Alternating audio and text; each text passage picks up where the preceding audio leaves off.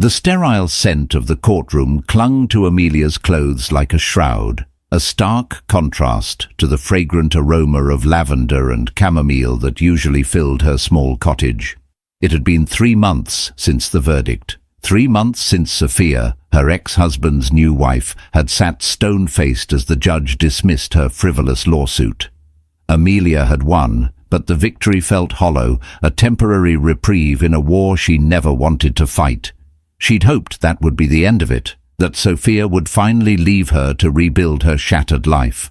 But some people don't just want to win, they want to see you lose. And as Amelia would soon discover, for Sophia, a courtroom loss was not an end, but a beginning. The real battle was about to begin, and it wouldn't be fought with lawyers and judges, but with whispers, lies, and a single devastating phone call. The day it all began, Amelia was on her knees in her garden, her hands plunged deep into the cool, dark earth. The garden was her sanctuary, a place where she could coax life from the soil and forget, for a little while, the life that had been so brutally uprooted.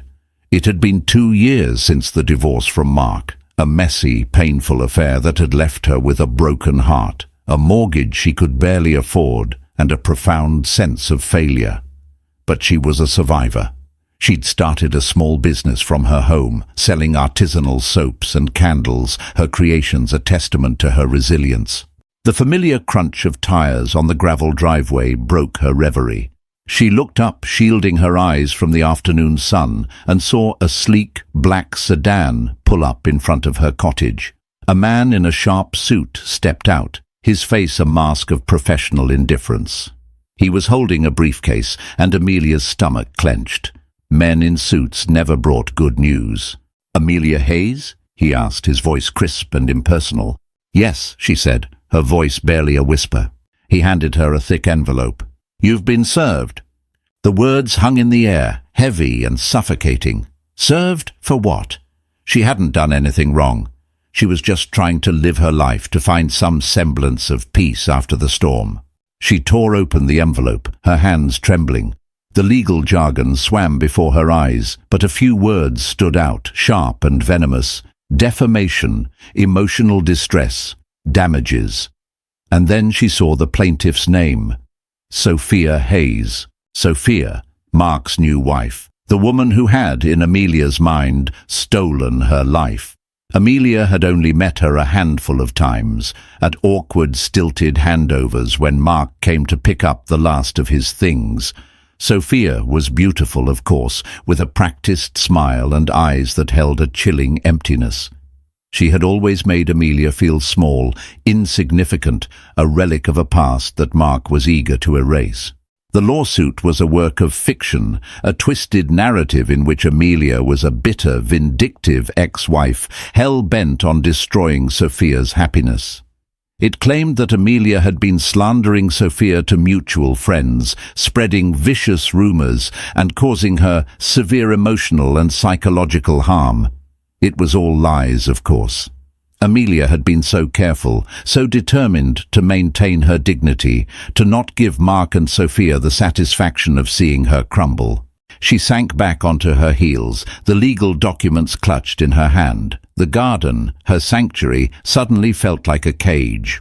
The scent of the roses, usually a comfort, now seemed cloying, suffocating. She thought of Mark, of the man she had loved for 15 years, the man she had built a life with. How could he let this happen?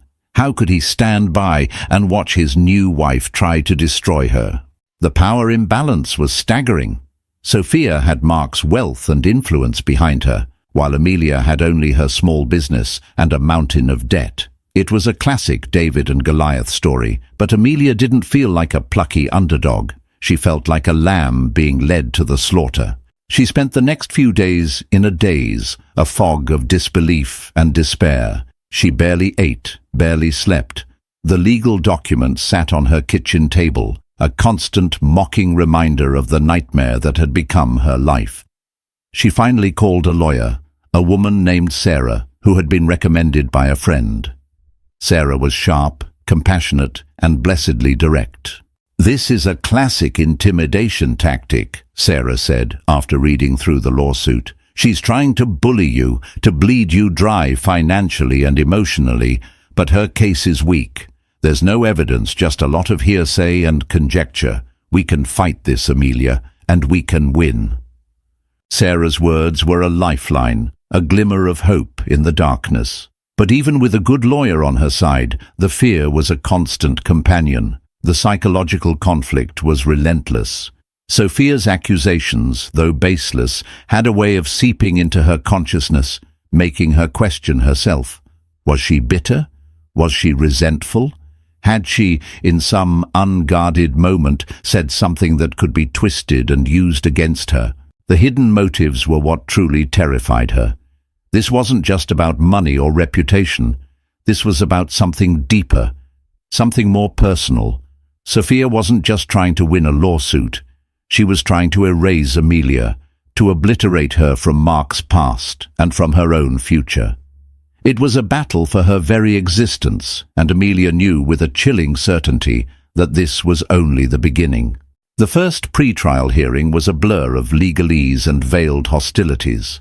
Amelia sat beside Sarah, her hands clenched in her lap, her heart pounding a frantic rhythm against her ribs. Across the room, Sophia sat beside her own high-priced lawyer, a man with a smug smile and a predatory glint in his eyes. She was the picture of serene confidence, her posture perfect, her expression a carefully crafted mask of aggrieved innocence. Mark was there too, sitting a few feet behind her, a silent, stoic presence. He wouldn't meet Amelia's eyes. The weeks leading up to the trial were a grueling marathon of depositions and discovery. Sarah was a relentless advocate, meticulously dismantling Sophia's claims, exposing the inconsistencies and outright lies. But Sophia was a formidable opponent. She was cunning, manipulative, and a master of playing the victim. She had managed to convince a handful of their mutual acquaintances to testify on her behalf. Their stories a collection of half-truths and misremembered conversations, all twisted to paint Amelia as a jealous, unstable woman. The power imbalance was a constant suffocating weight. Sophia's legal team was a well-oiled machine, while Amelia was running on fumes, her savings dwindling with each mounting legal bill. She was forced to take out a second mortgage on her cottage, the one place she had felt safe, the one place that was truly hers. The psychological conflict was taking its toll. Amelia found it hard to sleep, her nights filled with anxious dreams. She lost weight, her once healthy appetite replaced by a constant knot of dread in her stomach. The joy she had once found in her work, in creating her soaps and candles, had been replaced by a weary sense of obligation. Her business, her lifeline, was suffering, her orders piling up, her creativity stifled by the all-consuming stress of the lawsuit. It was during one of the depositions that Amelia saw the first crack in Sophia's carefully constructed facade. Sarah was questioning one of Sophia's witnesses, a woman named Karen, who had been a friend of both Amelia and Mark. Karen was clearly uncomfortable, her answers vague and evasive. "Mrs. Sterling," Sarah said, her voice calm and measured, "you testified that my client, Ms. Hayes, told you that she wished Sophia would disappear. Can you tell me the exact context of that conversation?" Karen shifted in her seat, her eyes darting towards Sophia. I don't remember the exact context. It was a while ago." "But you remember the exact words," Sarah pressed. "Yes, she said she wished Sophia would disappear." "Did she say it in a threatening way? Did she sound angry? Upset?" She was upset, yes, but I wouldn't say she was threatening." Sarah paused, letting the silence hang in the air. "Isn't it true, Mrs. Sterling, that what Ms. Hayes actually said was that she wished the whole situation, the divorce, the constant reminders of her failed marriage, would just disappear? That she wished she could just move on with her life?" Karen's face paled. She looked at Sophia again, a flicker of fear in her eyes. I might have misunderstood. It was a small victory, but it was a victory nonetheless. It was the first time Amelia had seen Sophia's carefully crafted narrative begin to unravel. It was the first time she had seen a chink in her armor. That night, Amelia couldn't sleep. The image of Karen's frightened face was seared into her mind. It was clear that Sophia had coerced her, had twisted her words and used their friendship as a weapon. And if she had done it to Karen, who else had she manipulated? The next day, Amelia started making her own calls. She reached out to old friends, people she had lost touch with after the divorce, people who had known both her and Mark. It was a painful, humiliating process, dredging up the past, rehashing the details of her failed marriage. But she was no longer just a victim. She was a fighter. And then she got a break. A woman named Chloe, who had worked with Mark for years, agreed to talk to her. Chloe had always been kind to Amelia, had always treated her with a warmth and respect that was now so painfully absent in her life. "I never believed it, Amelia," Chloe said, her voice filled with a quiet sympathy.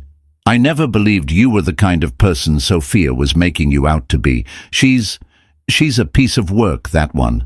Chloe went on to tell Amelia about Sophia's reputation at the office. She was known for being ambitious, ruthless, and a master of office politics. She had a history of manipulating situations to her advantage, of using people and then discarding them when they were no longer useful. "She's done this before, Amelia," Chloe said, her voice dropping to a conspiratorial whisper. "Not a lawsuit, but she's made people's lives miserable. There was a woman a few years ago, another colleague. Sophia saw her as a threat, and she systematically destroyed her reputation. The woman ended up quitting, moving to another city. It was a chilling revelation, but it was also a validation. Amelia wasn't crazy. She wasn't imagining things. Sophia was a predator, and Amelia was just her latest prey. The information Chloe gave her was a game changer. It provided a pattern of behavior, a history of malice that Sarah could use to challenge Sophia's credibility. For the first time since she had been served with those papers, Amelia felt a surge of hope. She was still scared, still overwhelmed, but she was no longer alone. She had an ally, a witness who was willing to speak the truth. The trial was still a looming, terrifying prospect, but now, at least, she had a fighting chance. She had a chink in Sophia's armor, a crack in her perfect facade, and she was determined to use it to bring the whole rotten structure crashing down. The moral complexity of the situation was not lost on her. She was not a vengeful person, but she was being pushed to her limits. And she was discovering a strength she never knew she had, a fierce, protective instinct that was rising up to defend her life, her reputation, and her sanity. The slow emotional shifts were happening. The victim was becoming a warrior. The courtroom was a crucible, a pressure cooker of tension and unspoken animosities. The air was thick with the weight of unspoken words, of lives hanging in the balance. Amelia sat at the plaintiff's table, her back ramrod straight, her hands clasped tightly in her lap. She had chosen her outfit with care, a simple, elegant dress in a muted shade of blue, a stark contrast to Sophia's power suit and blood-red lipstick. She wanted to project an image of quiet dignity, of a woman who had been wronged but refused to be broken. The first few days of the trial were a blur of legal maneuvering and character assassinations. Sophia's lawyer was a master of insinuation, painting Amelia as a bitter, unstable woman, a scorned ex-wife obsessed with her former husband's new life. He called a parade of witnesses, each one adding a new layer to the carefully constructed fiction of Amelia's supposed vendetta. They spoke of hushed conversations, of misinterpreted glances, of words taken out of context. It was a masterclass in gaslighting, and Amelia could feel the jury's eyes on her, their expressions a mixture of pity and suspicion. But Sarah was a brilliant strategist. She chipped away at Sophia's case, her cross-examinations a masterclass in precision and control. She exposed the inconsistencies in the witnesses' testimonies, the gaping holes in their stories. She revealed their biases, their personal relationships with Sophia, their motivations for testifying against Amelia. One by one, Sophia's carefully chosen soldiers began to falter, their stories crumbling under the weight of Sarah's relentless questioning. The turning point came when Sarah called Chloe to the stand. Chloe was a breath of fresh air, a beacon of honesty in the stuffy, suffocating courtroom. She spoke with a quiet confidence, her voice clear and unwavering. She told the court about Sophia's reputation at work, about her history of manipulation and deceit. She described in damning detail how Sophia had systematically destroyed the career of another colleague, a woman who had dared to challenge her. Sophia's lawyer tried to discredit Chloe, to paint her as a disgruntled employee with a grudge. But Chloe was unshakable. She had documents, emails, a paper trail that backed up every one of her claims. The jury listened intently, their expressions shifting from skepticism to a dawning sense of understanding. And then, it was Sophia's turn to take the stand. She was the picture of poise and control, her voice a soft, melodic purr. She played the part of the victim to perfection, her eyes welling with tears as she described the emotional turmoil Amelia had supposedly caused her. She spoke of sleepless nights, of a constant sense of fear, of a life that had been turned upside down by Amelia's relentless campaign of harassment. But under Sarah's gentle but persistent questioning, the cracks began to appear. Sophia's carefully rehearsed answers started to sound hollow, her emotional displays a little too theatrical. Sarah brought up Chloe's testimony, the emails, the pattern of behavior. Sophia's composure began to fray, her voice taking on a sharp, defensive edge. "Isn't it true, Mrs. Hayes?" Sarah asked, her voice deceptively soft, "that you have a history of targeting women who you perceive as a threat? That you use intimidation and manipulation to get what you want?" "That's a lie," Sophia snapped, her voice a little too loud, a little too shrill. "That woman was a liar, just like this one." She pointed a trembling finger at Amelia, her mask of victimhood slipping to reveal the raw, ugly face of her rage. In that moment, the jury saw her. They saw the real Sophia, the predator, the manipulator, the woman who would stop at nothing to destroy anyone who stood in her way. The final witness was Mark. He walked to the stand with a heavy, shuffling gait, his shoulders slumped, his face a mask of weary resignation. He looked like a man who was being pulled apart at the seams, a man trapped in a war that he had no idea how to navigate. He testified that he had never heard Amelia say a single negative word about Sophia. He admitted that he had been under a great deal of pressure from his new wife, that she had been the one to insist on filing the lawsuit. He spoke of her obsessive jealousy, her constant need for reassurance, her paranoia about Amelia. It was a devastating blow to Sophia's case. Her own husband, her supposed partner, had just exposed her lies to the entire courtroom. The closing arguments were a mere formality. The verdict, when it came, was swift and unanimous, not guilty. A wave of relief washed over Amelia, so powerful that it almost brought her to her knees. She had won. She had faced the monster, and she had won. But as she looked across the courtroom at Sophia, she saw something that chilled her to the bone. There was no remorse in Sophia's eyes, no hint of defeat. There was only a cold, hard fury, a burning hatred that was more terrifying than any lawsuit. Amelia had won the battle, but she had a sickening feeling that the war was far from over. She had a feeling that Sophia was not the kind of person who accepted defeat gracefully. She was the kind of person who, when one weapon failed, simply reached for another, more deadly one. And as Sophia stormed out of the courtroom, her face a thunderous mask of rage, Amelia knew that this was not the end. It was just the beginning of a new, more terrifying chapter. The aftermath of the trial was a strange, surreal limbo. The world, which had been a chaotic whirlwind of legal battles and emotional turmoil, was suddenly still. The constant phone calls from Sarah, the endless stream of emails, the sleepless nights spent poring over legal documents, it all just stopped. Amelia was left with a profound sense of emptiness, a void where the all-consuming stress of the lawsuit had once been. She tried to slip back into her old life, to find solace in the familiar rhythms of her days.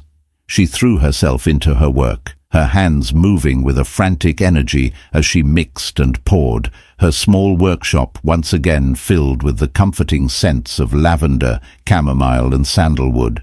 She took long walks in the woods behind her cottage, the rustle of the leaves and the song of the birds, a soothing balm to her frayed nerves.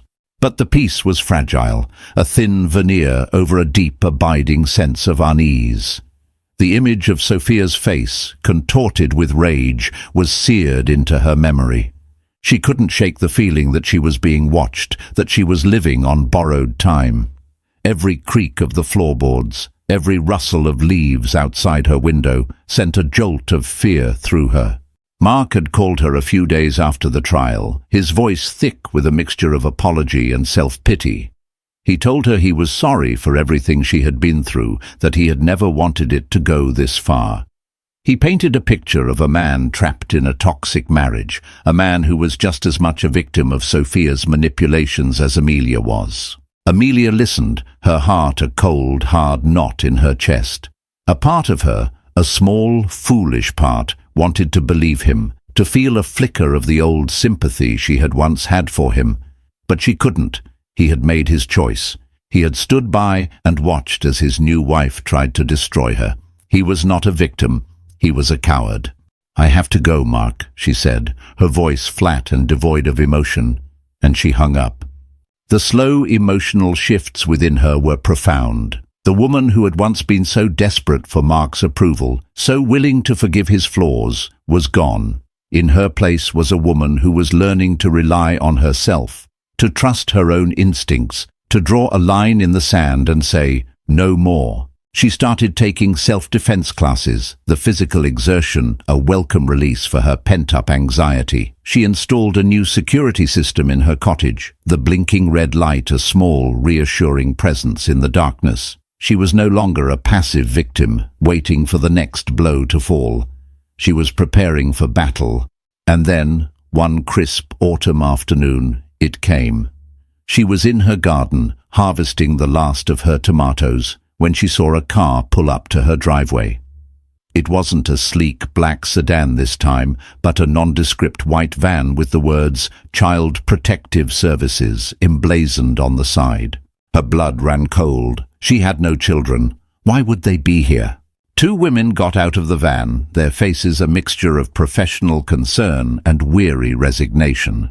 They introduced themselves as social workers and asked if they could come inside. Amelia led them into her small, sun-filled living room, her mind racing, her heart pounding a frantic tattoo against her ribs. "We've received a report," the older of the two women said, her voice gentle but firm, "of a child living in this residence who may be in danger." Amelia stared at them, her mind struggling to process their words. "A child? There are no children here. I live alone." The women exchanged a look, a flicker of something that looked like pity in their eyes. "The report was very specific," the younger woman said. "It mentioned a young boy, about 7 years old, named Leo. Leo." The name was a punch to the gut. Leo was her nephew, her sister's son. He had spent a week with her over the summer, a joyous, chaotic week filled with laughter, finger-painting, and trips to the local ice cream parlor. He was a sweet, rambunctious boy, and Amelia adored him. "Leo is my nephew," she said, her voice trembling. "He stayed with me for a week in July, but he lives with his parents. He's not here." The social workers listened, their expressions unreadable. "The report alleged that you were neglectful," the older woman continued, "that you left him alone for long periods of time, that the house was unsafe, that you were emotionally unstable." The words were like a physical blow, knocking the air from her lungs. She could see it all so clearly now. This was Sophia's next move. This was her revenge. She couldn't destroy Amelia in a court of law, so she was going to destroy her reputation, her family, her life. The social workers asked to look around the house. Amelia complied, her body moving on autopilot, her mind a maelstrom of fear and rage. They inspected every room, their eyes scanning for any sign of neglect, of danger, of the unstable woman described in the report. They found nothing, of course. Her home was clean, safe, filled with the warmth and love that she poured into her work, into her life. But the damage had been done. The seed of doubt had been planted.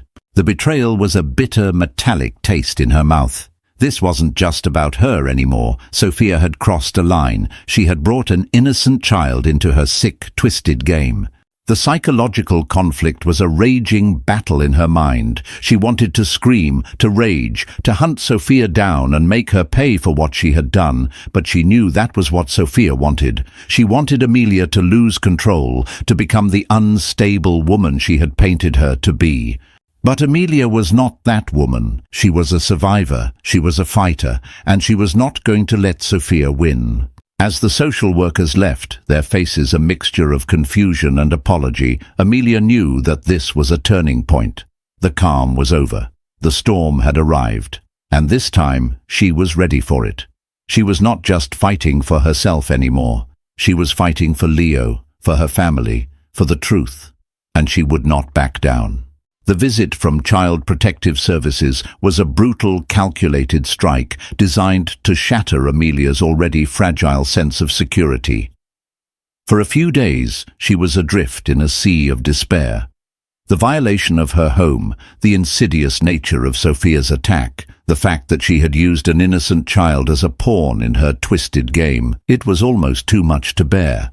But then something shifted. The fear, the despair, it began to curdle, to harden into a cold, clear rage. This was not just about her anymore. This was about justice. It was about protecting her family from a woman who clearly had no moral compass, no sense of decency. The redemption she sought was no longer just about rebuilding her own life. It was about stopping Sophia from destroying anyone else's. She called Sarah, her voice shaking but resolute. She explained what had happened, the visit from CPS, the false accusations. Sarah listened, her silence a testament to the gravity of the situation. "This is a serious escalation, Amelia," Sarah said, her voice grim. "She's playing a dangerous game, but she's also made a mistake, a big one." "What do you mean?" Amelia asked. "She's left a trail," Sarah explained. "Filing a false report with CPS is a crime. We can use this. We can go on the offensive." The words were a spark in the darkness, a flicker of hope in the suffocating gloom. For the first time, Amelia felt a sense of power, a sense of control. She was no longer just a victim, a pawn in Sophia's game. She was a player. Her first move was to call her sister, Laura. It was a difficult conversation filled with tears and apologies. Amelia felt a profound sense of guilt, as if she had somehow brought this darkness into their lives. But Laura was a rock. She was furious, of course, but her anger was directed at Sophia, not at Amelia. "This is not your fault, Amelia," Laura said, her voice fierce and protective. "That woman is a monster, and we're not going to let her get away with this." Laura and her husband, Tom, were a formidable team. They were both lawyers, sharp, intelligent, and fiercely protective of their family. They immediately started making their own inquiries, contacting the CPS office, demanding to know the source of the anonymous tip. The hidden motives of the people around her began to reveal themselves. Some, who had been on the fence during the trial, were now firmly in Amelia's camp. The CPS call was a step too far, a violation of a sacred trust. They saw Sophia for what she was, a woman who would stop at nothing to get what she wanted. But others, those who had been swayed by Sophia's charm and her carefully crafted lies, remained distant, their silence a tacit endorsement of her actions.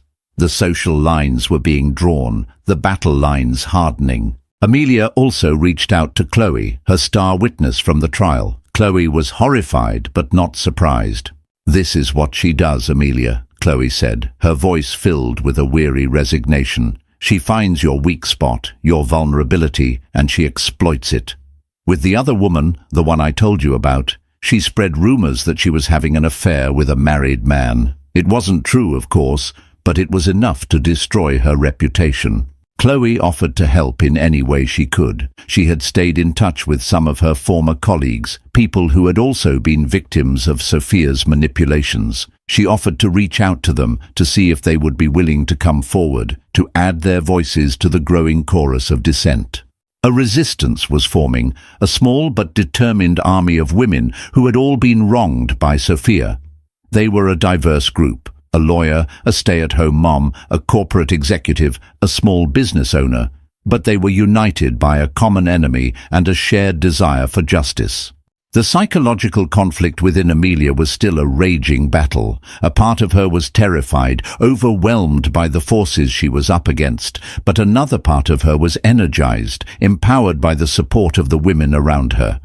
She was no longer fighting this battle alone. She organized a meeting at her cottage. A war council of sorts. Laura, Chloe, and a few of the other women gathered in her cozy living room, their faces a mixture of anger and determination. They shared their stories, their experiences with Sophia, the different ways she had tried to undermine and destroy them.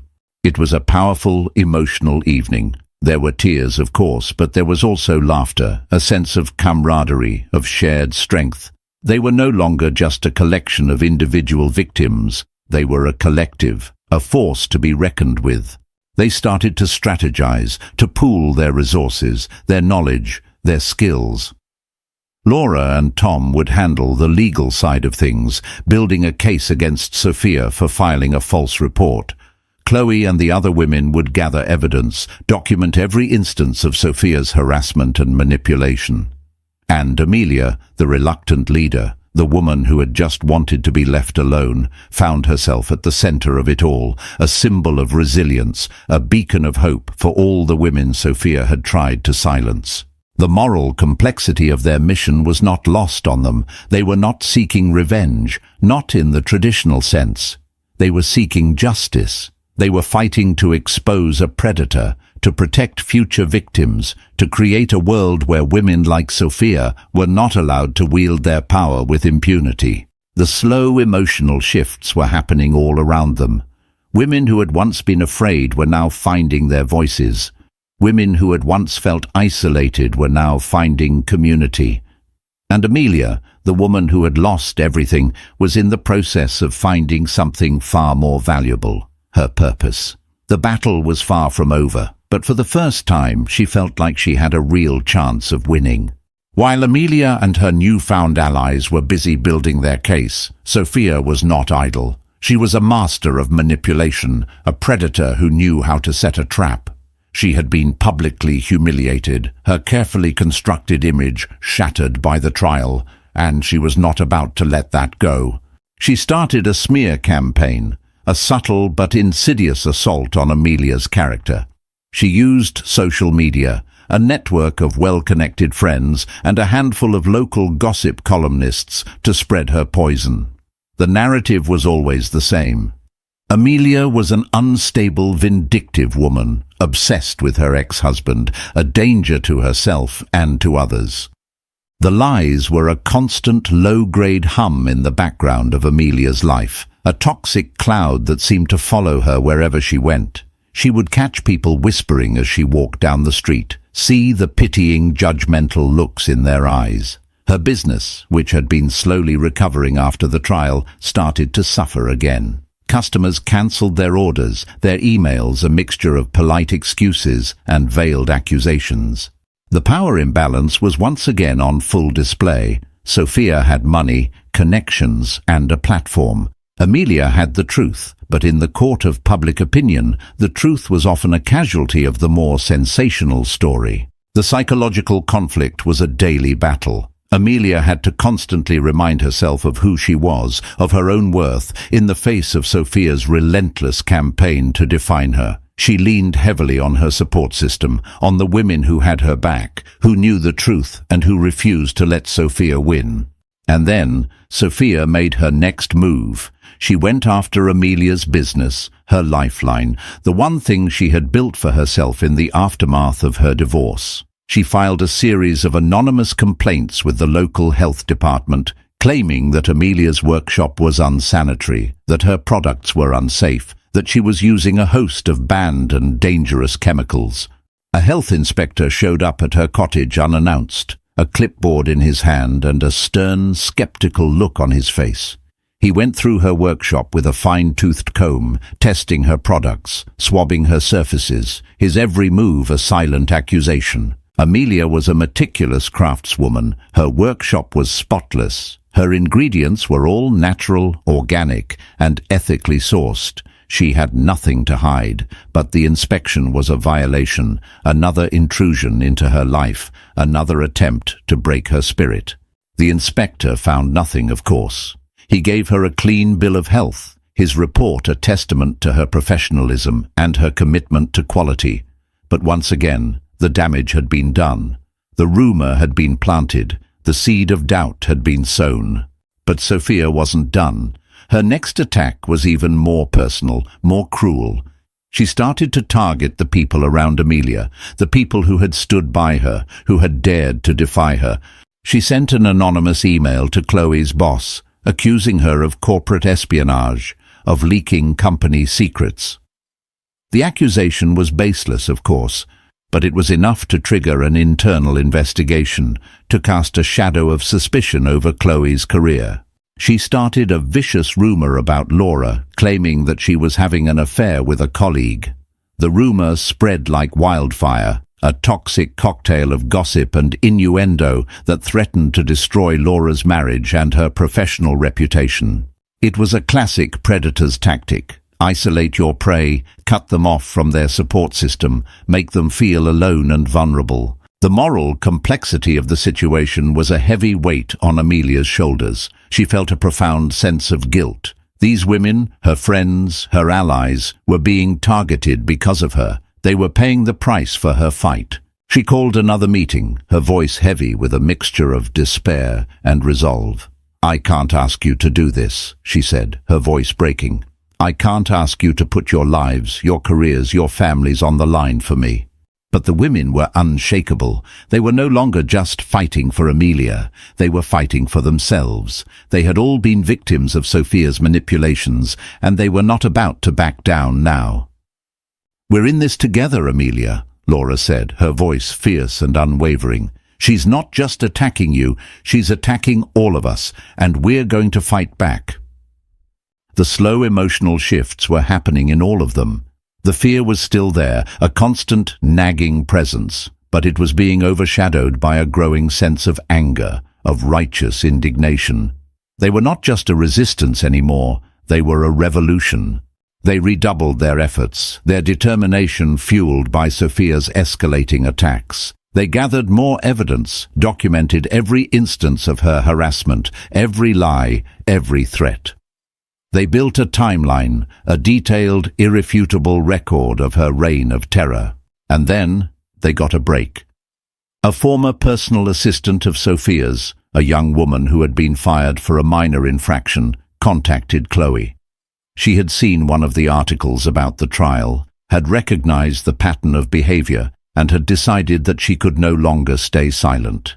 She had evidence, hard evidence, emails, text messages, recordings, a treasure trove of documentation that exposed Sophia's manipulations, her lies, her utter lack of morality. It was the smoking gun they had been looking for, the final piece of the puzzle, the weapon that would finally bring the predator down.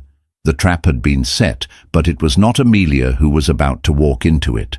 It was Sophia, and she had no idea what was coming.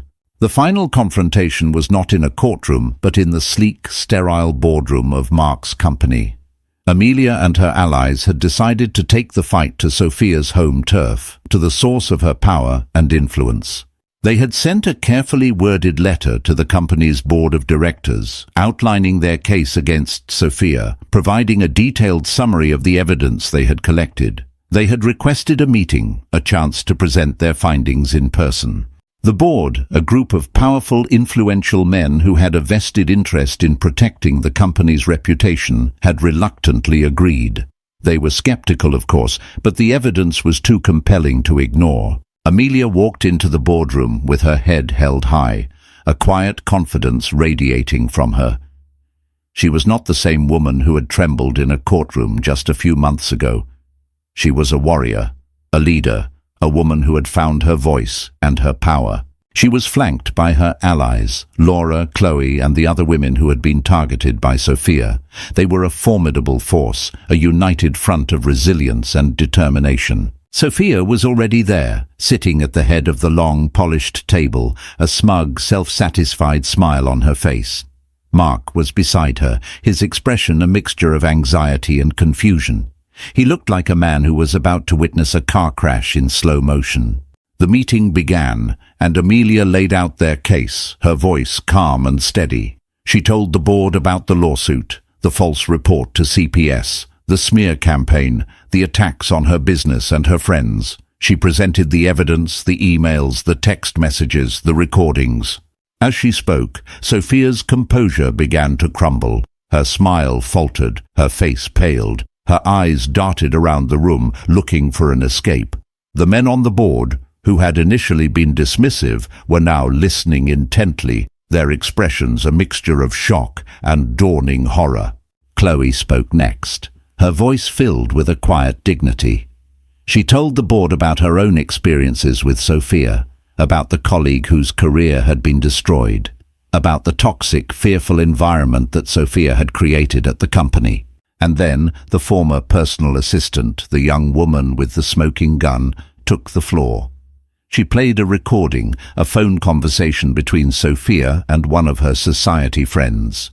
In the recording, Sophia could be heard laughing, boasting about how she was going to destroy Amelia, how she was going to make her life a living hell. She described in chilling detail her plan to file the false report with CPS, to use Amelia's own nephew as a weapon against her. The room was silent, the only sound the damning, undeniable evidence of Sophia's own voice. Mark looked as if he had been punched in the gut. He stared at his wife, his face a mask of disbelief and betrayal. The woman he had married, the woman he had defended, was a monster. The unmasking was complete. The predator had been exposed. The chairman of the board, a man with a reputation for being ruthless but fair, cleared his throat. "Mrs. Hayes," he said, his voice cold and hard, "do you have anything to say for yourself?" Sophia opened her mouth, but no words came out. She looked at Mark, a desperate, pleading look in her eyes, but he wouldn't meet her gaze. He just shook his head, a single devastating gesture of repudiation. The redemption was not a sudden, dramatic event, but a slow, quiet unfolding. It was in the look of respect on the faces of the board members, in the quiet, supportive squeeze of Laura's hand, in the profound sense of peace that settled over Amelia as she walked out of that boardroom. The battle was over, and she had won. The fallout from the boardroom meeting was swift and brutal. Sophia, stripped of her power and her influence, was a pariah. The board of directors, in a desperate act of damage control, issued a public statement condemning her actions and announcing a full-scale investigation into her conduct at the company. Mark, finally seeing his wife for the monster she truly was, filed for divorce. The prenuptial agreement, which had been a source of so much contention in his divorce from Amelia, was now his saving grace. Sophia, who had married for money and power, was about to walk away with nothing. The news spread like wildfire through their social circle, a juicy piece of gossip that was too delicious to ignore. The same people who had whispered about Amelia, who had judged and condemned her, were now clucking their tongues in sympathy, their fickle allegiances shifting with the changing tides of public opinion. Amelia watched it all from a distance, a quiet observer of the life that was imploding in her rearview mirror. She felt no joy in Sophia's downfall, no sense of vindication, only a profound sense of sadness for the woman who was so consumed by her own hatred, so lost in her own darkness, that she had tried to pull everyone else down with her. The moral complexity of her victory was not lost on her. She had not set out to destroy Sophia, only to protect herself. But in doing so, she had been forced to become a warrior, a strategist, a woman who was willing to fight fire with fire. And she was not entirely sure how she felt about that woman. Her life began to return to a semblance of normalcy, but it was a new normal, a different kind of peace. The lawsuit, the smear campaign, the constant sense of fear, they had all left their mark. She was stronger, more resilient, but she was also more guarded, more wary of the darkness that could lurk behind a beautiful smile. Her business began to thrive, her story of resilience and redemption resonating with her customers. She received a flood of orders, her small workshop once again a hive of activity. She hired an assistant, a bright, eager young woman who shared her passion for creating beautiful handcrafted things. Her relationships with her friends and family, which had been tested by the fire of Sophia's attacks, were now stronger than ever. They had faced the storm together, and they had emerged on the other side, their bonds forged in the crucible of shared adversity. One crisp, sunny afternoon, a few months after the boardroom meeting, Amelia was in her garden, her hands once again plunged into the cool, dark earth. She was planting a new rosebush, a symbol of new beginnings, of life and beauty and hope. She heard a car pull up to her driveway, and for a moment, a flicker of the old fear returned. But then she saw who it was. Mark. He got out of his car, his movements slow and hesitant. He looked older, more tired than she had ever seen him. He was no longer the confident, charismatic man she had once loved. He was a man who had been broken, a man who was paying the price for his weakness, his cowardice. He walked towards her, his eyes filled with a deep, abiding sadness. "Amelia," he said, his voice barely a whisper, I just wanted to say, I'm sorry." She looked at him, at the man who had been her husband, her partner, her best friend, and she felt nothing. The anger, the hurt, the betrayal, it was all gone. All that was left was a quiet sense of peace, of closure.